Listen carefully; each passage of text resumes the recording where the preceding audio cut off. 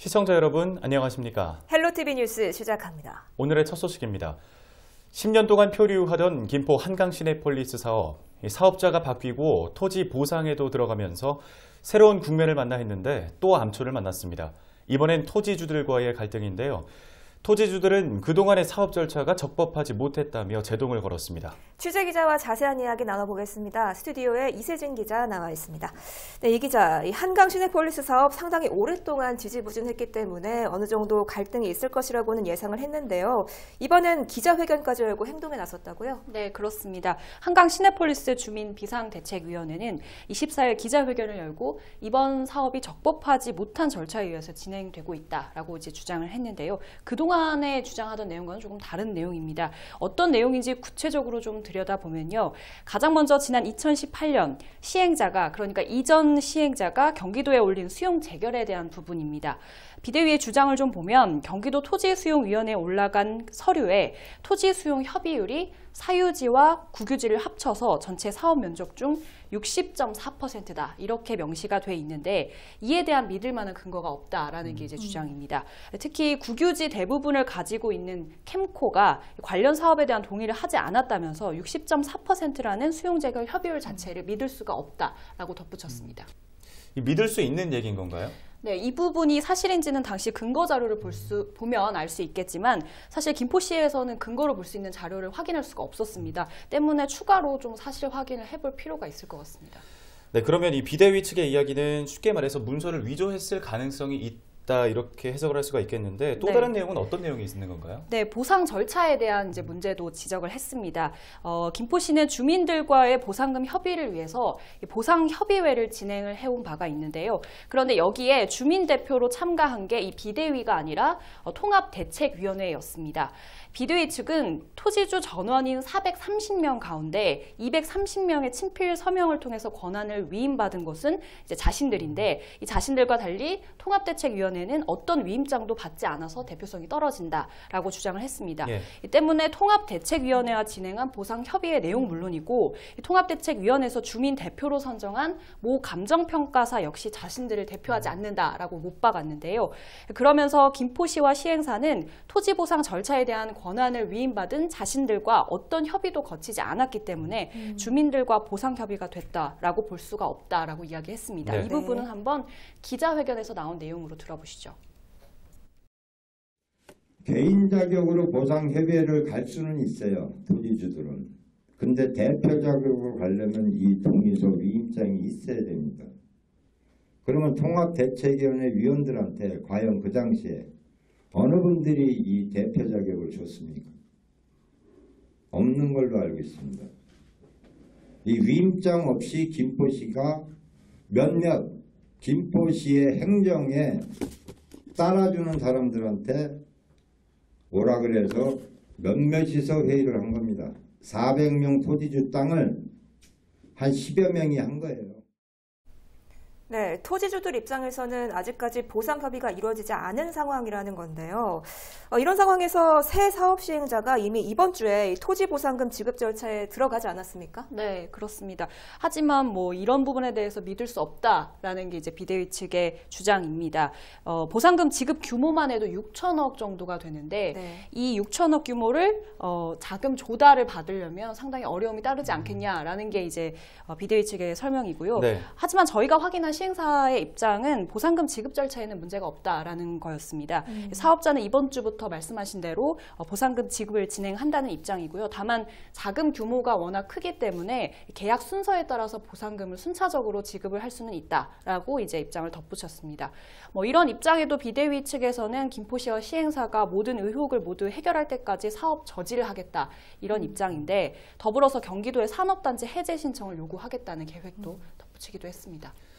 네, 알겠습니다. 이 토지주와의 갈등이라는 암초를 만난 한강 시내폴리스 사업, 이번엔 순항할 수 있을지 계속해서 소식 전해주시죠. 이세진 기자 수고하셨습니다. 다음 소식입니다.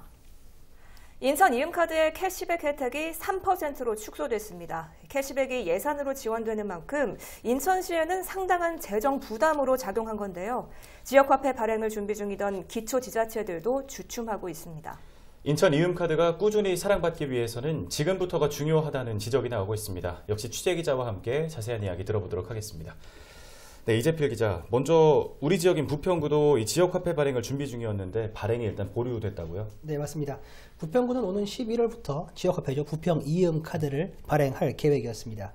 부평구에서 사용할 경우 기존 인천 이음카드에서 얻는 캐시백 혜택에 추가로 2%의 캐시백을 더해주는 내용이었는데요. 이를 위해 조례를 만들고 관련 예산 2억 7,800만 원을 세웠죠. 부평구 의회의 동의도 얻은 상황이었습니다. 예. 그런데 부평구가 최근 인천시와 논의를 마친 후에 부평 이음카드 발행을 연기한 것으로 보류한 것으로 알려져 있는데요.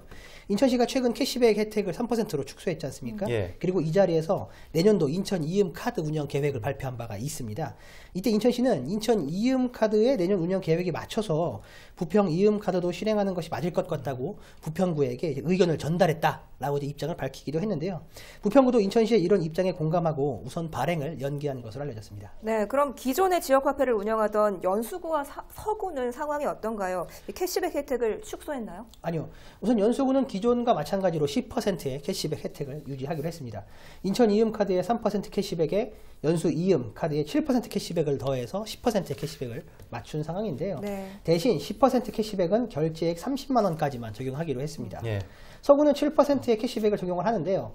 인천 이음의 3% 캐시백에 4%의 캐시백을 추가로 얹어주는 것으로 합의를 했습니다. 연수구와 서구 두 지역은 올해 연말까지 캐시백 혜택을 이어간다는 입장입니다. 네, 이 캐시백 혜택이 지역민의 입장에서는 참 좋은데 결국은 예산 문제가 걸려 있는 거잖아요. 인천 이음카드가 이 지역 골목 경제 활성화라는 성과를 이룰 수 있을까요? 네, 올해 인천시의 재정 규모가 약 11조 원입니다. 네, 전체 재정 규모의 0.7%에 해당하는 728억 원이 캐시백 재원으로 쓰였습니다. 상당하죠? 예. 내년에는 가입자 수 125만 명, 발행액 3조 7천억 원을 내다보고 있습니다. 올해 가입자 수가 약 9만 명에 발행액이 현재까지가 약 1조 1천억 원이거든요. 예. 발행액만 놓고 보면은 캐시백 예산 한 3배 정도 수준으로 올라갈 것으로 예상이 됩니다. 네. 때문에 인천시는 이런 재정 문제 때문에 그 캐시백 축소라는 대책을 내놓을 수밖에 없었다라는 이런 입장인데요. 그런데 아시다시피 캐시백으로 예산을 막는 것은 한계가 있습니다. 정부 지원 역시 평생 기대할 수도 없는 상황이기 때문인데요. 그럼 캐시백이 축소되면 이용하는 시민들이 줄어들고 골목 상권 활성화를 바라는 이런 희망들이 좀 꺾이지 않겠느냐 이런 우려들이 있는데 네. 이제부터가 때문에 중요한 지점입니다. 인천시 전체 인구가 약 300만 명인데 이 중 카드를 사용할 수 있는 인구가 약 250만 명 정도로 점쳐지고 있습니다. 앞서 인천 이음카드의 이용자가 내년이면 125만 명에 육박할 것으로 예상된다고 말씀을 드렸잖아요. 예. 절반 정도 수준이 되는 거예요. 예. 네. 이렇게 어마어마한 숫자의 시민이 이미 인천 이음카드 플랫폼에 들어와 있다라는 이야기가 되는 거죠.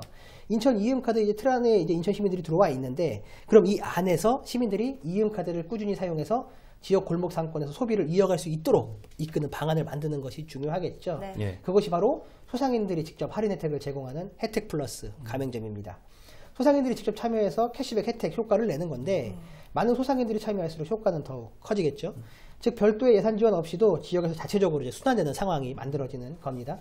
그것이 바로 막대한 예산을 투입해 인천 이음카드 플랫폼을 만드는 이유인데요. 때문에 지금부터가 훨씬 더 중요하다라는 그런 이유가 되겠습니다. 네, 시행 7개월 만에 이음카드 캐시백 혜택이 축소되면서 많은 이용자들의 아쉬움이 큰 상황인데요. 가입자 이탈을 막기 위한 인천시의 정책, 말씀하신 그 정책이 어느 정도 효과를 발휘할 수 있을지 지켜봐야겠습니다. 이재필 기자 수고했습니다. 이어서 다음 소식입니다. 지난 4월 개장한 크루즈 터미널은 지금까지 2차례 크루즈가 출항했는데요. 처음으로 미주권 승객을 태운 9만 톤급 월드 크루즈가 입항했습니다. 특히 승객들이 인천 곳곳을 방문하면서 지역 경제 활성화에 기여할 수 있을지 주목됩니다. 이형구 기자입니다. 바다 위 호텔로 불리는 대형 크루즈. 승객과 승무원 3,000명을 태운 3만 톤급 크루즈가 인천 크루즈 터미널로 들어옵니다. 미국과 캐나다 등 미주권 승객을 태운 월드 크루즈가 개장 후 처음으로 입항한 겁니다. 한산했던 터미널 입국장은 외국인들로 북적입니다. 관광 지도와 안내를 통해 인천의 주요 관광지를 확인합니다. 인천으로 들어올 때 처음 마주하는 인천대교부터 관광객들의 호기심을 자극합니다. I'm surprised with the big bridge. 18 kilometers, I think it was amazing. 셔틀버스를 타고 신포시장을 들른 관광객들. 닭강정과 튀김 등 각종 먹거리부터 신발과 의류 등 상품들을 둘러봅니다. 이날 크루즈에서 내린 관광객은 신포시장은 물론 송도 대형 아울렛과 영종도 관광지 등을 누볐습니다. 승무원이라는 승객이 거의 3,000명 가까이 되기 때문에 저희 당연히 인천 지역 경제라든지 관광의 활성화가 될 거라고 믿어 의심치 않습니다. 지난 4월 개장한 인천항 크루즈 터미널에선 4월과 10월 두 차례에 걸쳐 11만 톤급 크루즈가 출항한 바 있습니다. 미주권 승객을 태운 월드 크루즈가 입항한 건 이번이 처음인데 28일 다시 월드 크루즈 한 척이 크루즈 터미널로 들어옵니다. 티브로드 뉴스 이용입니다.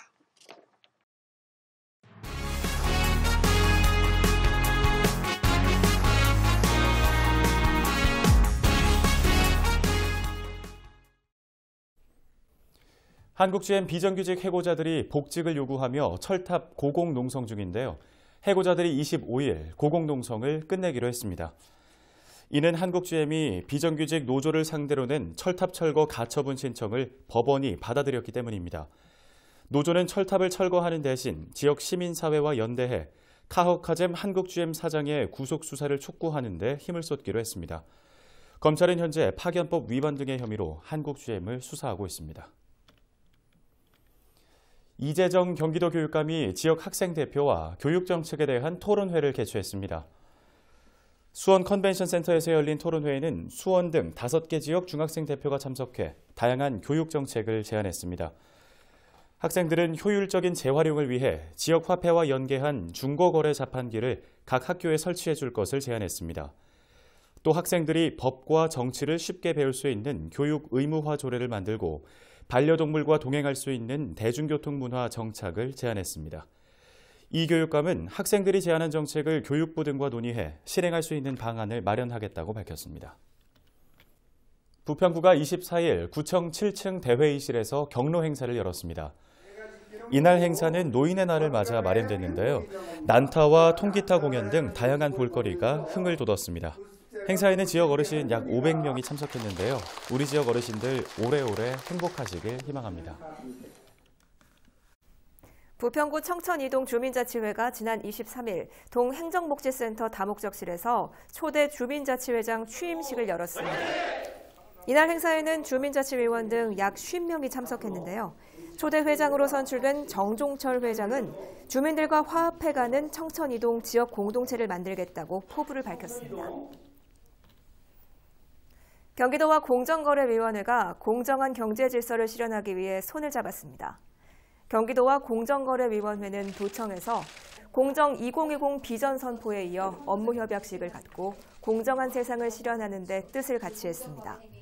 업무 협약에 따라 두 기관은 불공정 행위에 대한 실태 파악과 구제를 위한 방법을 함께 실행하고 실무 협의체를 공동 운영할 계획입니다.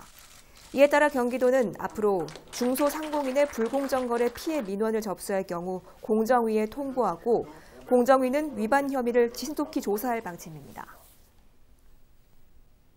인천시 교육청은 25일까지 송도 컨벤시아 전시장에서 인천 직업교육 박람회를 개최합니다.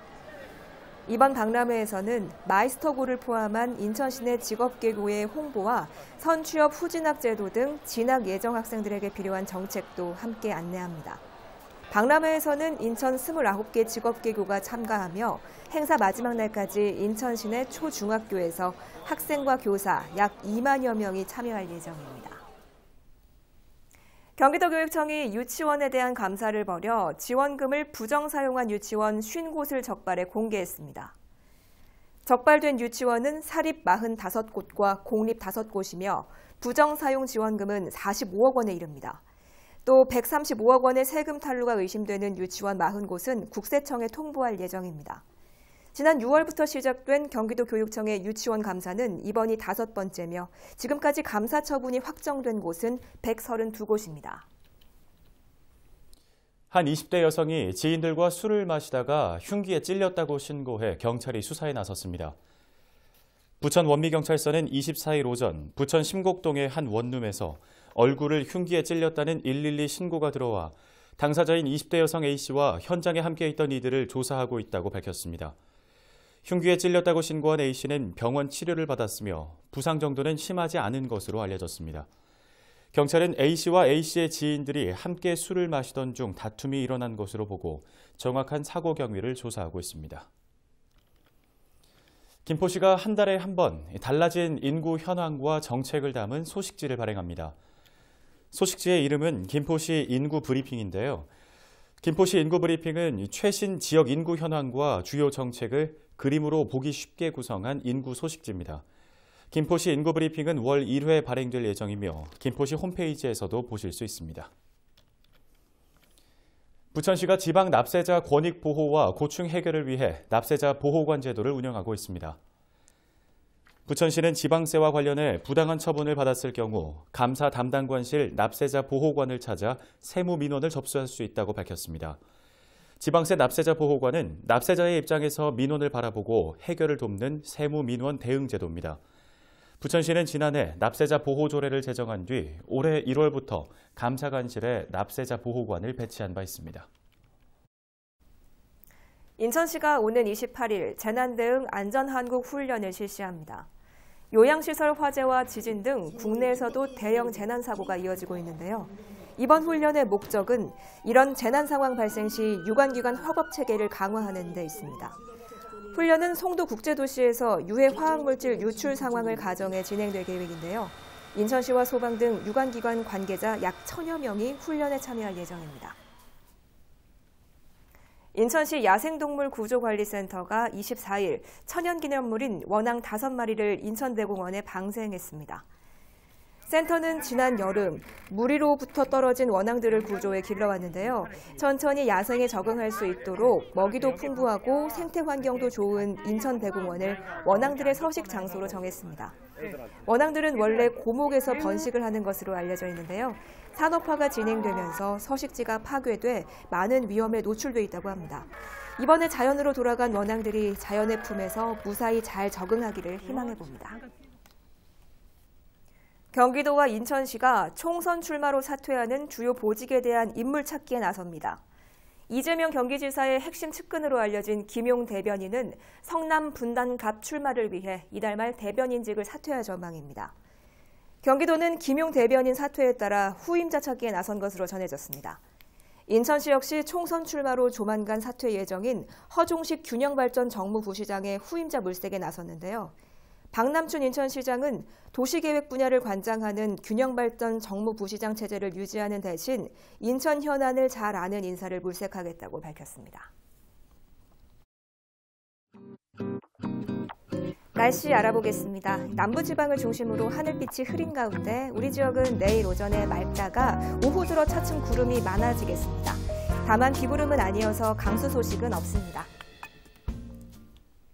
네, 저희 헬로티비 뉴스에서는 가을을 맞아 이벤트를 준비했는데요. 10월 31일까지 가을이 가득 담겨있는 예쁜 사진을 북인천방송과 부천김포방송 페이스북 페이지에 댓글로 남겨주세요.